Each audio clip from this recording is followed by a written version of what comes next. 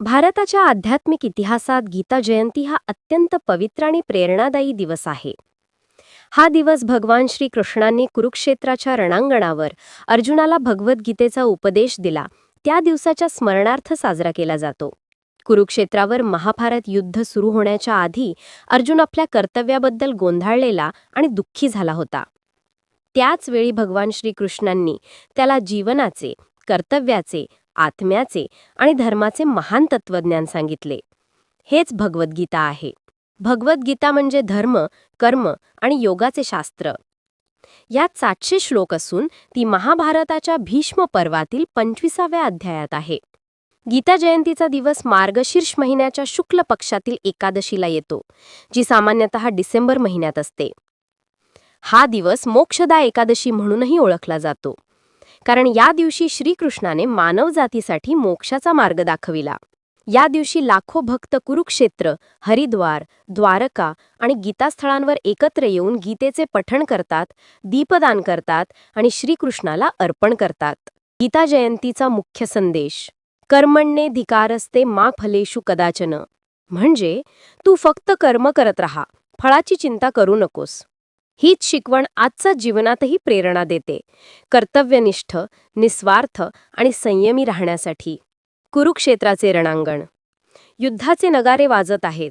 सेनादले सज्ज आहेत, पण अर्जुनाच्या मनात द्वंद्व निर्माण झाले आहे. तो आपल्या कुटुंबियांवर, गुरूंवर आणि मित्रांवर शस्त्र उगारायास तयार नाही. त्याचे हात थरथरतात, मन दुविधेत पडते आणि तो श्रीकृष्णाला म्हणतो, हे माधवा, मला या युद्धात लढायचे नाही, मी शस्त्र खाली ठेवतो. त्या क्षणी भगवान श्रीकृष्णांनी त्याला जो दिव्य उपदेश दिला, तोच भगवद्गीतेचा जन्म ठरला. श्रीकृष्ण अर्जुनाला सांगतात, हे पार्था, तू शरीर नाहीस, तू आत्मा आहेस. आत्मा ना जन्म घेतो ना मरतो. ते पुढे सांगतात की कर्तव्य हेच धर्म आहे, परिणामाची चिंता न करता कर्म कर, कारण कर्माशिवाय जीवन निरर्थक आहे. गीतेतील मुख्य मार्ग म्हणजे कर्मयोग, ज्ञानयोग आणि भक्तियोग. श्रीकृष्ण सांगतात की कर्मयोग शिकवतो निस्वार्थपणे कार्य कर, ज्ञानयोग दाखवतो आत्मज्ञानाचा मार्ग आणि भक्तियोग जोडतो श्रद्धा, प्रेम आणि ईश्वर भक्तीचा मार्ग. अर्जुनाला त्याच्या भीतीवर मात करण्याची प्रेरणा देत श्रीकृष्ण म्हणतात, उठ अर्जुना, हे तुझे धर्मयुद्ध आहे, न्यायासाठी लढ. हा उपदेश फक्त युद्धासाठी नव्हता, तर संपूर्ण मानवजातीसाठी होता. जीवनातील संघर्ष, मोह, भीती आणि निर्णयाच्या क्षणी कसे स्थिर राहावे हे शिकवणारा संदेश होता. या संवादानंतर अर्जुनाला सत्य कळते. तो पुन्हा धनुष्य उचलतो आणि धर्माच्या मार्गावर चालण्याचा संकल्प करतो. यातूनच गीतेचा सार जन्मतो: कर्तव्य, श्रद्धा आणि आत्मज्ञानाचा संगम. भगवद्गीता ही केवळ धार्मिक ग्रंथ नाही, तर जीवनाचा मार्गदर्शक शास्त्र आहे. श्रीकृष्णाने अर्जुनाला दिलेला संदेश कालतीम आहे. तो प्रत्येक युगात, प्रत्येक माणसाला लागू पडतो. भगवद्गीता शिकवते की जीवन हे कर्तव्य आहे, त्यातून पलायन नाही. आत्मा अमर आहे, शरीर नाशवंत आहे. कर्मच तुझे अधिकार आहे, फळावर नाही. भक्ती, ज्ञान आणि योग या तिन्ही मार्गांनी मोक्ष प्राप्त करता येतो. गीतेचा प्रत्येक अध्याय माणसाच्या जीवनातील एका समस्यावर प्रकाश टाकतो: भीती, लोभ, मोह, द्वेष, अस्थिरता, आणि त्यावर उपाय म्हणून शांतता, श्रद्धा आणि कर्तव्यनिष्ठा देते. गीतेचे महत्त्व फक्त धार्मिक नव्हे, तर व्यावहारिक आहे.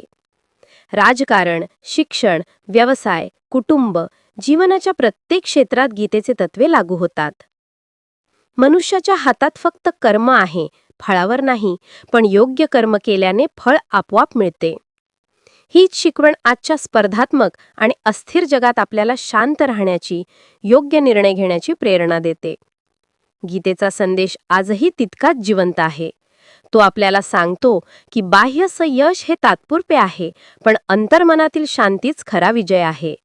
प्रत्येक दिवस हा आपला कुरुक्षेत्र आहे, प्रत्येक निर्णय हा आपला धर्मयुद्ध आहे आणि प्रत्येक वेळी श्रीकृष्णाचा आवाज आपल्या अंतःकरणात घुमतो: उठ, कर्तव्य कर, श्रद्धा ठेव, मी तुझ्यासोबत आहे.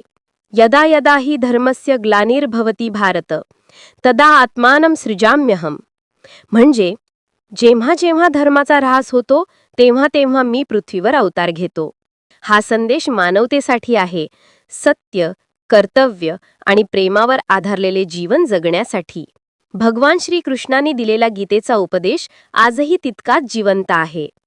आपण कुठल्याही परिस्थितीत असलो तरी श्रद्धा, संयम आणि कर्तव्याचा मार्ग कधीच विसरू नका. गीतेचा संदेश हा फक्त अर्जुनासाठी नव्हता, तो प्रत्येक माणसासाठी होता जो आपल्या जीवनात संघर्ष, संभ्रम आणि अंधार अनुभवतो.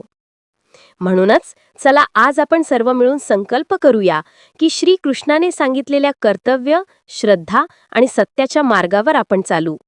जय श्रीकृष्णा. जय भगवद्गीता. मित्रांनो, व्हिडिओ आवडला असेल तर लाईक, शेअर आणि सबस्क्राईब नक्की करा. पुढील व्हिडिओमध्ये भेटूया एका नव्या धार्मिक कथेसह.